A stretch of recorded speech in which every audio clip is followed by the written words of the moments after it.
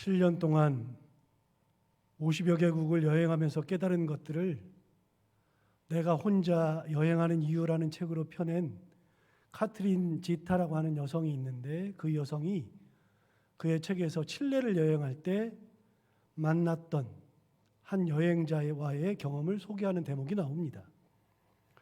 그녀가 칠레를 여행하면서 만났던 그 여행자는 2주 전에 칠레에 먼저 도착했는데, 도착하자마자 자기가 가지고 온 배낭을 통째로 잃어버렸답니다.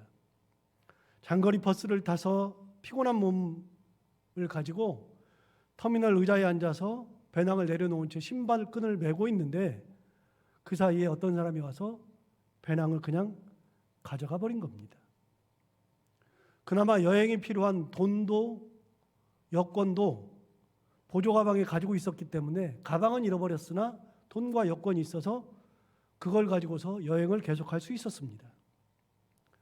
그런데 정말 놀라운 것은 모든 것을 잃어버린 그 2주 사이에 그가 산 것은 세면도구, 속옷, 바지, 그리고 티 한 벌 뿐이었다는 겁니다. 굉장히 소박하죠. 이거 가지고 2주를 여행하고 있었던 거죠. 더 많은 것을 사야 할 것 같은데 그러지 않았다는 겁니다. 사실 생각해 보면 조금 의아합니다. 여행을 떠나기 전에 참 많은 것을 배낭에다가 챙겨 넣었었습니다. 그것이 다 필요할 것 같기도 했고, 혹시라도 필요할까 싶기도 해서 이것저것을 다 집어 넣었는데, 정작 준비됐던 것들이 다 사라졌을 때 정말 필요한 것이 뭐냐 해서 2주 동안 여행하면서 해보니까 세면도구와 속옷과 바지 그리고 티 한 벌이 전부였다는 겁니다. 짐도 없이 어떻게 이렇게 여행을 하세요? 라고 물었더니 그녀가 대답하기를, 생각보다 여행에 많은 짐이 필요하지 않더라고요 라고 답했다고 합니다. 이것도 필요하고 저것도 필요할 것 같아서 그 무거운 짐들을 바리바리 싸들고 여행을 떠나왔는데 정작 필요한 것이 몇 개가 안 되더라는 겁니다. 우리는 필요 없는 것들을 그렇게 여행 가방에다 집어넣고 여행을 할 때가 너무나도 많더라는 겁니다. 이 이야기를 듣고 여행을 마친 캐트린 지타라고 하는 이 여인이 자기의 삶을 돌아보기 시작했습니다. 가장 먼저는 여행하면서 자기의 가방을 돌이켜봤더니 그 가방에다가 지퍼를 잠글 때마다 꾹꾹 눌러가지고서 잠궈야만 하는 자기의 모습이 보여서 굉장히 웃기더랍니다. 얼마나 많은 것을 그걸 꺼내서 입고 썼느냐 봤더니 그렇게 많은 것을 쓰지도 않았는데 그렇게 바리바리 싸들고 다니는 자기를 생각하게 됐다는 겁니다. 아, 인생을 살아가면서도 이런 것이겠구나라는 생각을 해서 이 여인이 스위스 여성인데 집에 가자마자 집안을 쫙 둘러보면서 내게 필요한 것이, 정말 필요한 것이 무엇이고 필요 없는 것들이 얼마나 될까라고 하는 것을 보면서 집안을 돌아봤더니 필요 없는 것들, 그걸 너무나도 많이 가지고 살더라는 겁니다. 그때부터 자기에 있는 것들을 다 정리하기 시작했죠. 그것이 몇 년째 지속되고 있었다는 겁니다. 여러분, 우리는 살면서 필요한 것 이상을 부여잡고 사는 것은 아닐까 한번 돌이켜볼 필요가 있습니다. 꼭 필요한 것은 아닌데 마치 꼭 필요한 것인 양 생각하며 그것을 부여잡고 있고 거기에 매여 살 때가 참 많이 있죠. 처음에는 기분 전환도 되고 자기 과시도 되고 해서 붙잡고 살았는데 나중에는 그것이 거꾸로 우리를 붙잡고 있을 때가 있습니다. 잘 생각해 보십시오. 처음에는 내가 그것을 붙잡았는데 그것이 우리를 붙잡을 때가 있죠. 약 10여 년 전에 읽은 책에서는 우리가 읽고 있는 책에 대해서 이런 조언을 하는 것을 읽은 적이 있습니다. 저도 책을 참 많이 사는데요. 책을 우리가 많이 사서 책장에 많이 꽂아두는데 그렇게 꽂아둔 책이 굉장히 많은데 3년이 지나도록 한 번도 생각나지 않거나 3년 동안 한 번도 그 책을 찾지 않았다면 그 책을 정리해라 이렇게 조언하는 책을 제가 읽어봤습니다. 목회자인 저에게는 피부에 와 닿는 그런 조언이었습니다. 그래서 저도 제 책장을 한번 보았습니다. 그랬더니 당시 유학을 떠나기 전에 읽었던 책들이 굉장히 많았고, 유학을 마치면서 유학 때 읽고 샀던 책들이 굉장히 많았습니다. 그 책이 약 2,000권에 달하는 그런 책들이었습니다. 그래서 책장을 한번 다 훑어보았더니 내가 이런 책도 샀었네? 이제 보니까 별로 의미 없는 책이네? 이런 책 참 필요 없네? 라는 책들이 굉장히 많았습니다. 그래서 그런 책들을 과감하게 다 정리해버렸습니다. 반절 이상을 다 정리했습니다. 돈을 상당히 많이 들였던 것을 다 정리했죠. 그렇게 책장을 비우기 시작하고 다시 책을 사서 또 책을 읽고, 그런데 여러분 더 놀라운 것을 제가 하나 발견했는데, 책장을 비우면서 느꼈던 거, 책장을 돌이켜보면서 느꼈던 것 중에 진짜 제가 놀랐던 건 뭐냐면, 여러분 당시에는 제가 이 책이 꼭 필요하다고 샀는데 시간이 지나서 보니까 그 책이 별로 필요가 없어요. 내가 이 책을 왜 샀지? 그런 책들이 굉장히 많더라는 겁니다. 가끔 우리 목회자들 사이에서 선배들이 그런 얘기 합니다. 목회자의 방에는 책이 많아야 된답니다. 왜 그러냐 그러면 성도 기를 제압하기 위해서는 성도 기 제압용으로 책이 많아야 된다는 겁니다. 되게 그렇잖아요. 목사님 방에 들어가면 책이 엄청나게 많잖아요. 이야 그러잖아요. 기 제압용이라는 소리를 제가 굉장히 많이 들었습니다. 그런데 별로 의미가 없습니다. 왜냐하면 그 책이 제 머릿속에 들어와 있지 않는 이상은 아무런 의미가 없어요. 많이 가지고 있으면 뭐예요? 더 놀라운 것은 이런 책이 저를 이겨먹을 때가 있습니다. 책을 보관할 데가 없어가지고 막 쌓아놔요. 책장에 안 들어가니까 막 쌓아놔요.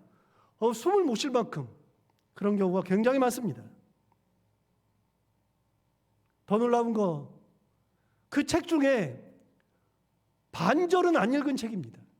사놓기만 하고 꼭 필요하다고 언젠가 읽을 거라고 생각해서 사놨는데 다 필요 없는 책들 싹 다 버립니다. 제 책장은 사무실에 있는 책이 전부입니다. 집에 있는 책은 하나도 없습니다. 그 책도 틈만 나면 버립니다. 계속 버립니다. 그러면은 보면 다른 사람이 보면 이거 책 필요한데? 그래도 저는 다 버립니다. 이거는 더 이상 내가 안 찾는 책이다 그러면 버려버립니다. 그럼 여러분 이 이야기를 들으면서 여러분은 그런 말을 저한테 물을 겁니다. 목사님, 저는 책은 아니더라도 다른 거를 버리는데 버리고 나면 꼭 그게 생각나더라고요. 버리고 나면 꼭 그게 필요하더라고요 라고 여러분이 질문할 겁니다. 진짜 그렇습니다. 저도 그런 경우가 많습니다. 이걸 왜 버렸지 할 때가 많고, 책을 버렸는데 그 책이 꼭 필요할 때가 있습니다. 그래서 다시 살 때도 있죠. 그런데 지금까지 10여 년 동안 책을 버렸는데 그렇게 꼭 필요하다가 해서 책을 산 거는 몇 권이 안 되더라고요. 그걸 붙잡고 있을 필요가 없다는 생각이 들어서 지금도 버립니다.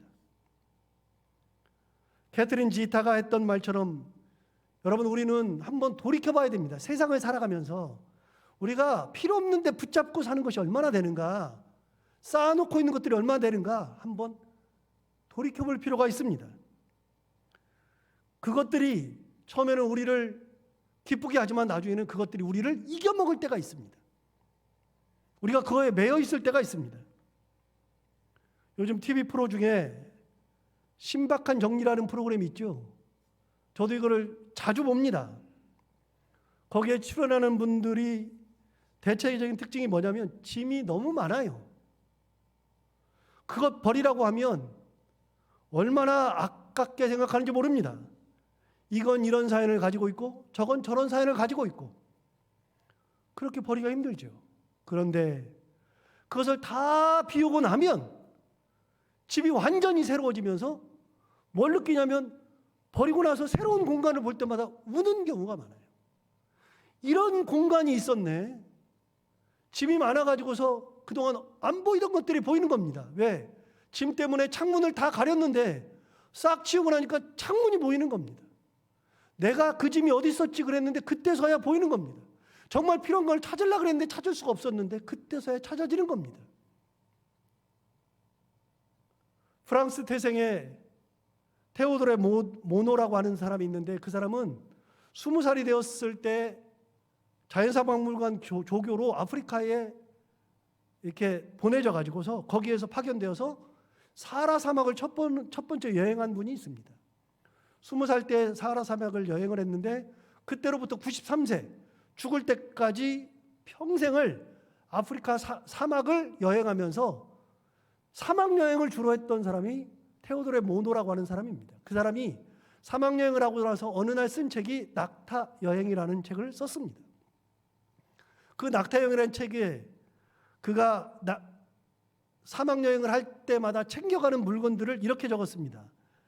양털로 짠 두건 달린 외투, 반소매에 두건 달린 우옷, 낙타에 얹을 안장, 차 끓일 때 쓰는 작은 주석 그릇, 유약을 바른 1리터짜리 물 항아리, 냄비, 주전자, 접시 2개, 그리고 수저 라고 적었습니다.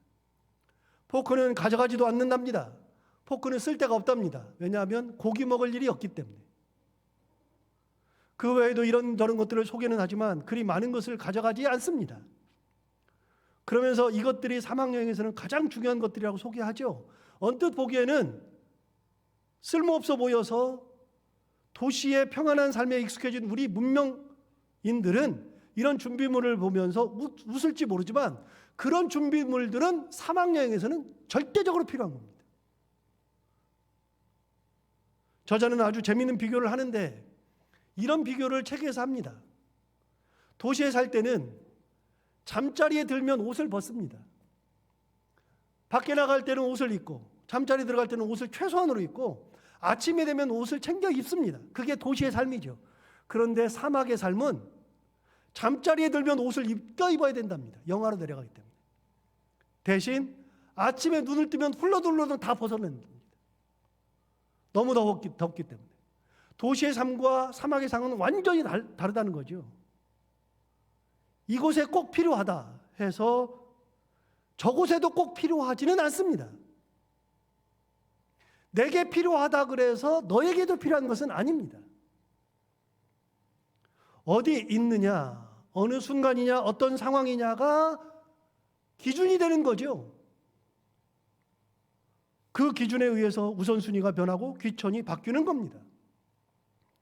우리는 살면서 무언가에 집착하고 그것을 이루지 않으면 괴로울 때가 있습니다. 비교하기를 좋아하고 내가 우월해야만 한다는 강박관념을 가지고 있고, 그것이 어떤 의미인지도 모르는 채 우리는 그렇게 살아가고 있습니다. 그런데 우리 스스로를 돌이켜보면, 삶을 돌아보면 쓸데없는 것에 마음을 빼앗기고 쓸데없는 것을 집착하면서 살아갈 경우가 많이 있죠. 여러분 한번 돌이켜보십시오. 삶을 돌이켜보십시오. 집착하는 것이 있습니다. 물건뿐만이 아니고요. 내가 집착하는 것들이 꼭 있습니다. 그래서 돌이켜보면서 기준을 가지고 물어봐야 됩니다. 내가 지금 어떻게 살아가고 있는가? 내가 서 있는 위치가 어디인가? 지금 내게 필요한 것은 무엇인가? 내 상황은 어떤 상황인가를 물어보면 내가 지금 집착하고 있는 것들이 보이고요. 내가 꼭 필요한 것이 무엇인가가 달리 보이기 시작하는 겁니다. 저는 가끔 스스로에게 물어볼 때가 있습니다. 내가 죽을 때 뭘 가지고 갈 수 있나? 저는 진짜 많이 물어봅니다. 내가 인생의 마지막에 가지고 갈 것이 무엇일까? 라고 물어봅니다. 그럼 답은 딱 하나로 정해져 있습니다. 아무것도 없습니다. 이 땅에서 이룬 것 중에 가지고 갈 것은 아무것도 없습니다. 하나님께서 그것을 하나도 받아주지 않습니다. 천국에는 이 땅의 것들이 필요가 없습니다. 그것이 무엇이든지 천국에는 아무것도 필요 없습니다. 자기가 가장 사랑하는 것이라 할지라도, 부모들은 자식을 가장 사랑하죠. 자식이라 할지라도, 내가 가장 사랑하는 내 배우자라 할지라도, 내가 가장 소중하게 여기는 물건이라 할지라도, 내가 지금까지 모은 무엇이라 할지라도 천국에 갈 때는 하나님께서 그걸 받아주지 않습니다. 이 땅의 것들은 아무것도 가져가지 못합니다. 딱 하나, 이 땅에서 가져갈 수 있는 것들은 우리가 하나님을 사랑하는 그 마음, 예수 그리스도를 믿는 그 믿음, 이거 하나 가지고서 천국을 가는 거지, 천국 갈 때는 이 땅에 있는 것들이 다 필요가 없어집니다. 그래서 내가 집착하고 있는 것들이 너무 이 땅의 것들이냐, 너무 세속적인 것들이냐, 한번 돌이켜볼 필요가 있습니다. 단순하게 살 필요가 있습니다. 그래서 미니멀 라이프라 그러죠. 요즘에 미니멀 라이프. 굉장히 최소한의 삶을 살아가는 거. 최소한의 짐을 가지고 최소한의 것을 누리면서, 그러면서도 거기서 기쁨을 가지고 살아가는 거.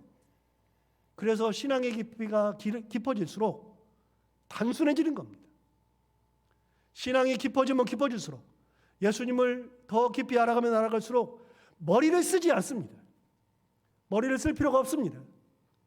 복잡할 필요가 전혀 없습니다. 기준은 하나님이고 예수님이기 때문에 그렇습니다. 지금으로부터 약 30년 전에 찰스 M. 쉘던이라는 사람이 책을 하나 썼는데, 그 책이 뭐냐면 예수님이라면 어떻게 하실까? 제가 대학 때 읽었던 책입니다.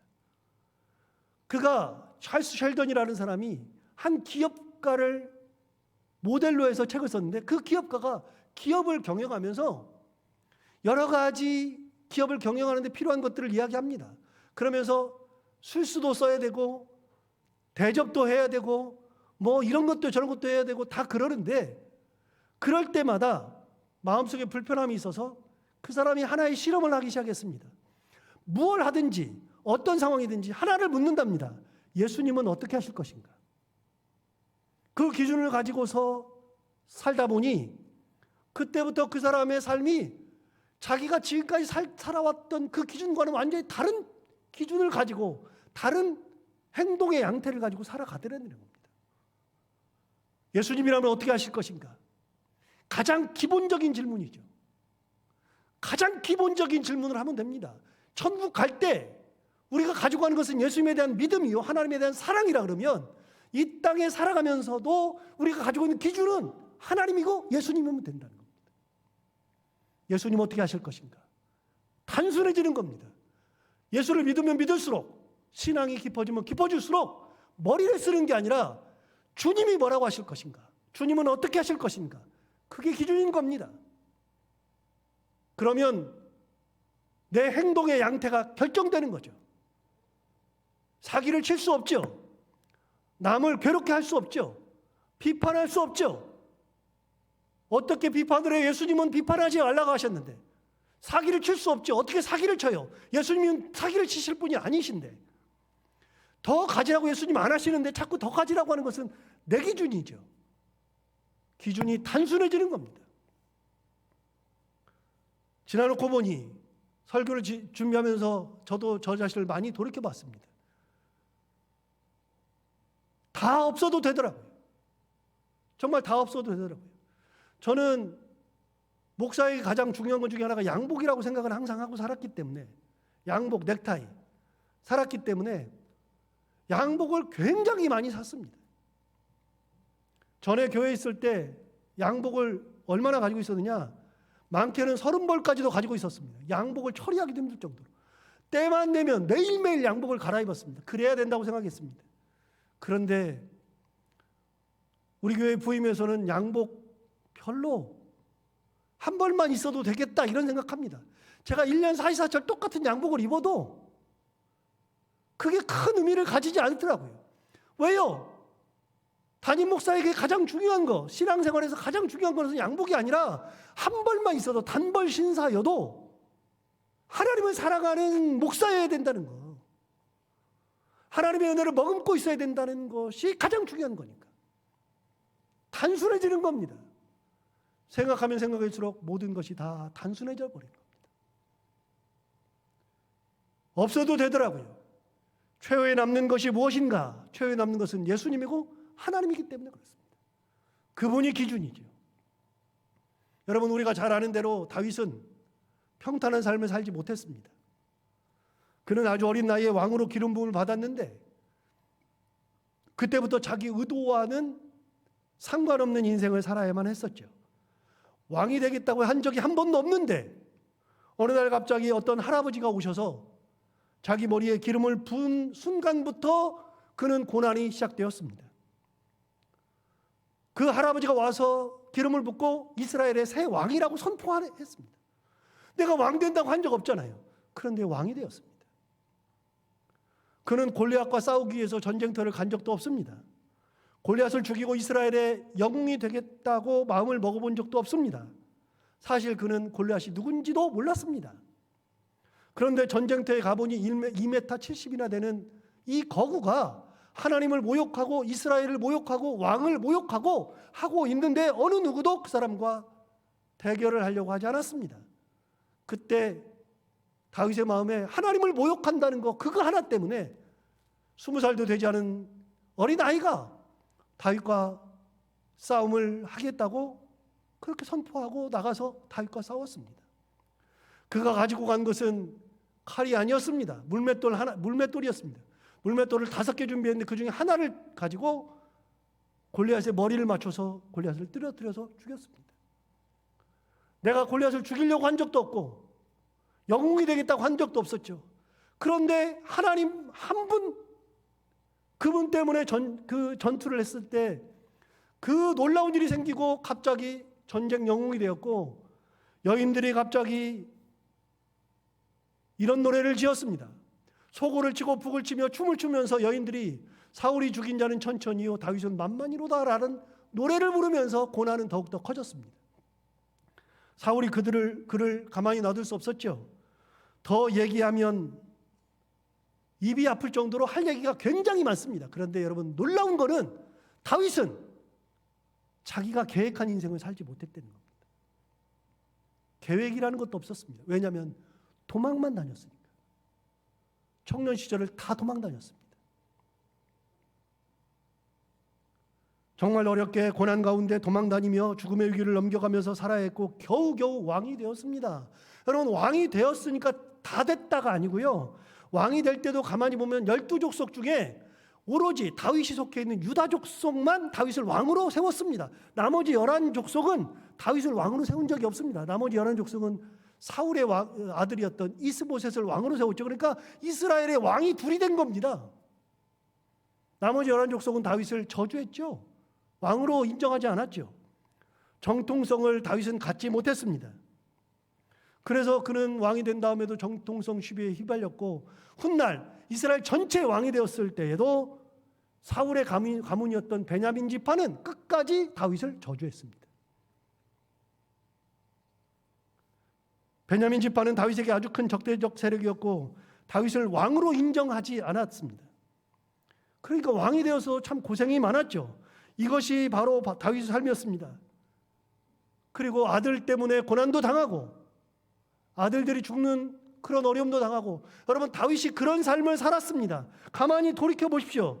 이게 다윗의 삶인데 광야에서 젊은 시절을 다 보내고 그 이후에 왕이 되어서도 고난 중에 있었고 그렇게 도망다니기 바빴고 힘든 삶이 있었던 그 다윗이 목숨 유지하는 것이 가장 큰 숙제이기도 했는데 그런 다윗이 그의 인생을 살아가면서 얼마나 많은 것들이 필요했을까요? 우리가 생각하는 것처럼 정말 많은 것들이 필요했고 다윗은 많은 것을 누리며 가지면서 살았을까요? 여러분 광야에 있던 다윗을 생각해 보면 뭐 이렇게 집을 짓지 못했습니다. 가져보지 못했습니다. 단벌이면 되었고 하루 한 끼 잘 먹으면 되었습니다. 오늘도 잠 잘 자고 하나님의 은혜 가운데 일어나면 되는 거였습니다. 많은 것들이 필요하지 않습니다. 여러분 그렇게 광야를 다니면서 지은 시가 오늘 시편 4편입니다. 많은 것을 누리지 못했고 가지지 못했습니다. 최소한을 가지고 살았죠. 그런데 그가 광야에서 4편을 지으면서 무슨 얘기를 하는가? 4편을 보면 그의 삶이 구구절절 보입니다. 그런 입장에 생각해 보면 지금 우리가 사는 거, 우리가 누리고 있는 것들은 너무나 많은 것이 아닌가 그런 생각을 할 때가 있습니다. 그가 광야에서 만난 것, 가지고 있었던 것, 그거는 뭐냐면 딱 하나였습니다. 여러분 1절 한번 볼까요? 그가 광야에서 가지고 있었던 거, 만난 거, 그가 가장 중요하게 생각했던 거, 그게 바로 1절에 나오죠. 내 의의 하나님이여 내가 부를 때 응답하소서. 곤란 중에 나를 너그럽게 하셨사오니 내게 은혜를 베푸사 나의 기도를 들으소서.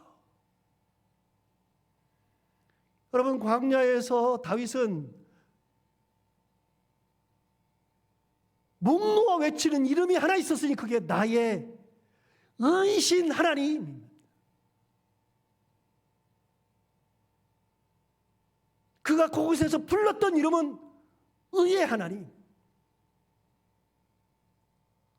다른 것을 가지려고 한 적도 없고 가져봐야 필요도 없고 오로지 그곳에서 부를 수 있는 유일한 이름 하나님이었습니다. 내 의신 하나님. 내가 부를 때 응답하소서. 가장 필요한 게 뭐냐? 응답하시는 하나님. 무슨 응답이에요? 여러분 한번 생각해 보세요. 무슨 응답? 고난당할 때 지켜주시는 응답이죠. 어려움 당할 때 헤쳐나갈 수 있도록 인도하시는 하나님이죠. 여러분, 그때 광야에서의 기도가 거창한 게 아니고요. 목숨을 부지하는 것이 가장 중요한 기도 아닙니까?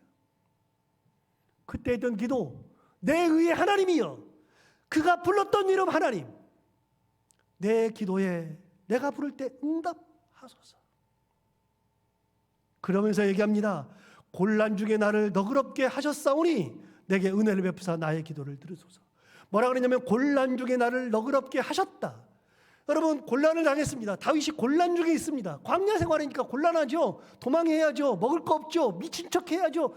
목숨이 경각에 달려있는데 그럴 때 곤란을 당하고 있는데 그 곤란 중에 나를 어떻게 하셨다고요? 너그럽게 하셨다고요. 하나님은 어떤 하나님이냐? 너그럽게 대하시는 하나님. 여러분, 하나님은 나를 너그럽게 대하십니다. 우리를 너그럽게 대하십니다. 사람들은 너그럽게 대한다는 것이 너무나도 어려워요. 내 자식인데도 너그럽게 대하지 못할 때가 있습니다. 하나님이 어떤 하나님? 다윗이 만난 그 하나님은 곤란한 가운데서도 내게 너그럽게 대하신 하나님이었습니다. 5절도 한번 볼까요? 5절에 보면 의의 제사를 드리고 여호와를 의지할지어다. 여러분, 그런 상황에서도 다윗은 의의 제사를 드리고 여호와를 의지할지어다 라면서 같이 다니는 사람들에게 그렇게 격려하고 있습니다. 곤란을 겪으면 원망이 앞설 것 같잖아요. 당연히 곤란을 겪으면 원망이 앞서죠. 그런데 여러분, 다윗은 원망이 앞서는 그 순간에 원망 대신에 뭘 택했어요? 의의 제사를 택했죠. 다시요. 그 광야에서 그가 바라는 거 하나님, 부르는 거 하나님. 어떤 역경과 어떤 고난 속에서도 나를 인도하신 하나님. 그래서 원망이 나올 것 같은데 원망을 하는 게 아니라 다윗은 원망 대신 의의 제사를 드리는 겁니다. 여러분, 제사는 누구에게 드리는 거죠? 하나님께 드리는 거죠. 하나님께. 여호와를 의지할지어다. 세상에 의지할 게 많잖아요. 그래서 다윗이 세상에 의지하기 위해서 블레셋으로 도망간 적도 있었습니다. 가드로 도망간 적도 있었습니다. 여러분, 가드로 갔을 때 거기다 의탁하려고 가드니까 사울이 자기를 죽이려고 쫓아다녔으니까 3,000명을 데리고 쫓아다녔으니까 당연히 이스라엘 땅에서 살 수 없으니 이방 땅으로 도망가냐, 다른 나라로, 가드로, 블레셋 가드로. 이제는 거기 가면 다른 나라로 갔으니까 살 것 같았어요. 그래서 도망갔는데 거기 갔더니 자기가 피하러 갔더니 가드를 의지하러 갔더니 다른 나라에 의지하러 갔더니 거기 갔더니 무슨 일이 벌어져요? 그 나라가 하필이면 골리앗의 고향 아닙니까? 사람들이 단박에 알아봤습니다. 이 사람이 골리앗을, 우리 전쟁 영웅인 골리앗을 죽인 사람이다. 그러면서 뭐라 그래요? 왕이여, 이 사람이 우리 전쟁 영웅인 골리앗을 죽였을 때 이스라엘의 여인들이 부른 노래가 사울이 죽인 자는 천천히요 다윗은 만만히다라고 했던 노래를 부른 사람이 이 사람입니다. 죽여야 합니다. 여러분, 피하러 갔더니, 그 사람을 의지하러 갔더니, 그 나라를 의지하러 갔더니 그곳에서 더 큰 곤란을 겪었습니다. 기지를 발휘해서 침을 질질 흘리면서 문에다가 등을 득득 긁으면서 미친 척을 해서 겨우 살아났지만, 여러분, 사람을 의지하러 갔더니 이제는 거기서 의지하고 될 것 같았는데, 그런데 거기 갔더니 더 큰 곤란이 그를 기다리고 있었죠. 다윗이 깨달은 게 있습니다. 아하, 의지할 분은 하나님이시구나.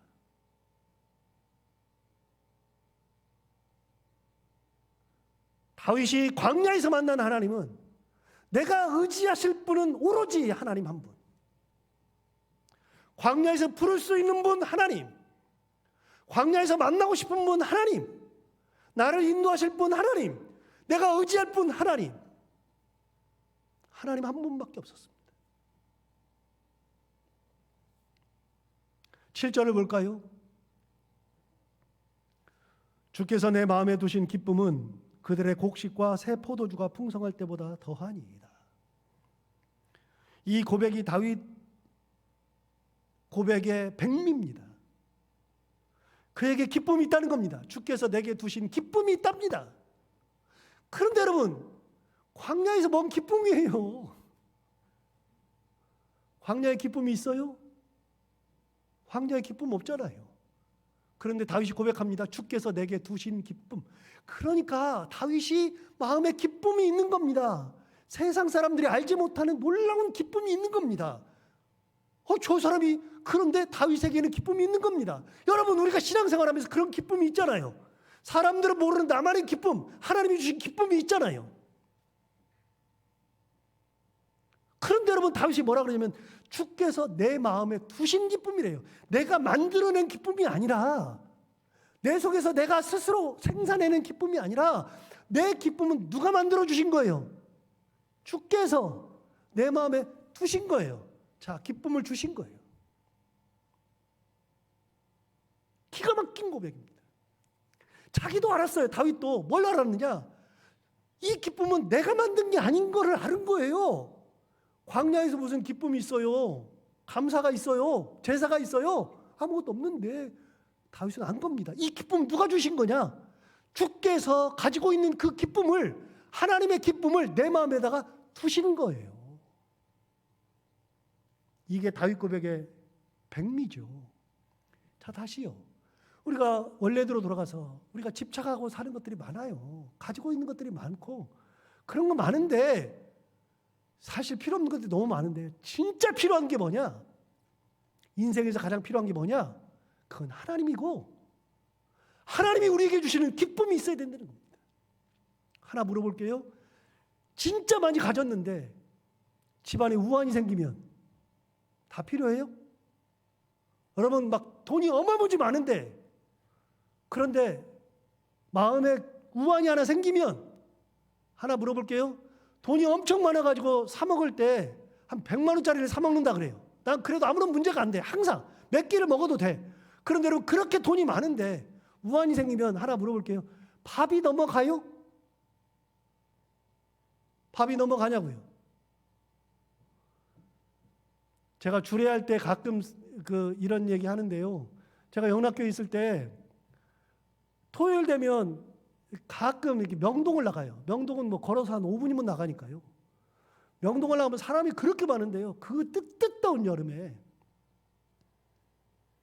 남자와 여자 청년들이 다니는데, 그 더운 여름에 손을 꼭 붙잡고 다녀요.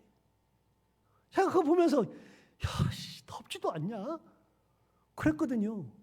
근데 그 손을 꼭 붙잡고 다녀요. 그래서 제가 시안해가지고 어느 날은 그 뒤를 따라가 봤어요. 한 20분 따라다녔나요? 계속. 그랬더니 점심 먹으러 들어가는데요. 김치찌개 먹으러 들어가요. 김치찌개. 그래서 제가 또 김치찌개 먹으러 들어가 봤어요. 옆자리에 앉아서. 먹으면서 어떻게 먹나 봤더니 얼마나 웃고 좋아하는지, 행복해가지고. 여러분, 김치찌개만 먹어도 그 사람과 함께 있으면서 기쁨이 넘치면 그게 행복인 거예요. 엄청난 걸 가지기 때문에 행복이 아니라, 하나님이 내게 주신 기쁨이 있으면 그게 행복인 거라고요. 광야에 있어도 하나님이 내게 주신 기쁨이 있는 겁니다. 그걸 누리며 살아야 돼요. 그걸. 다윗이 얘기하잖아요. 주께서 내게 두신 기쁨, 이 기쁨이 얼마나 대단하냐. 그들의 곡식과 새 포도주가 풍성할 때보다 더하니이다.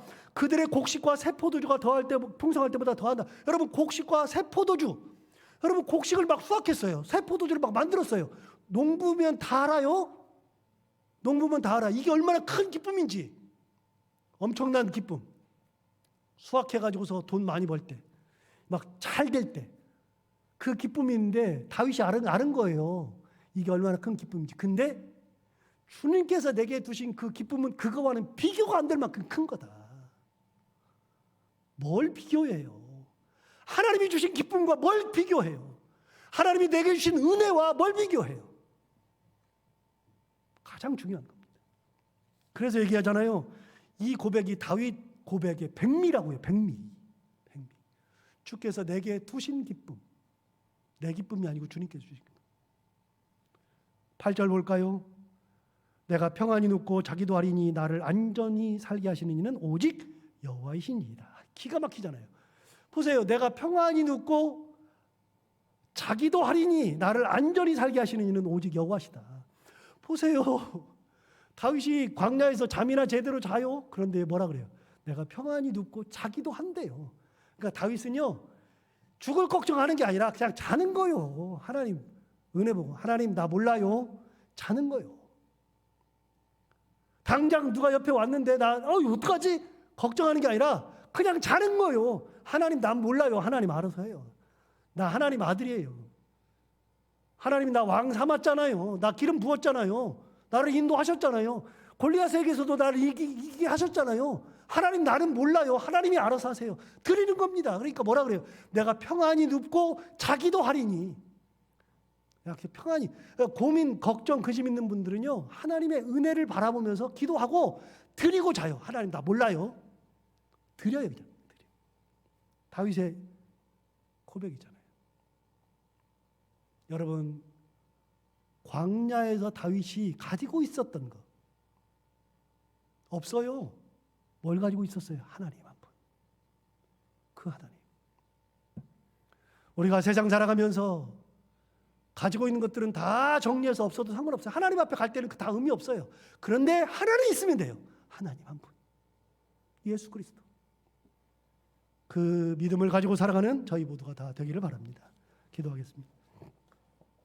하나님 아버지 감사합니다. 오늘도 귀한 말씀으로 주셔서 감사합니다. 말씀처럼 다윗이 광야에서 하나님 한 분 만났던 것처럼 우리도 그렇게 하나님 한 분 만나고 하나님 은혜 가운데 살아가며 하나님과 동행하며 살아가는 저희들 모두가 다 되게 하여 주옵소서.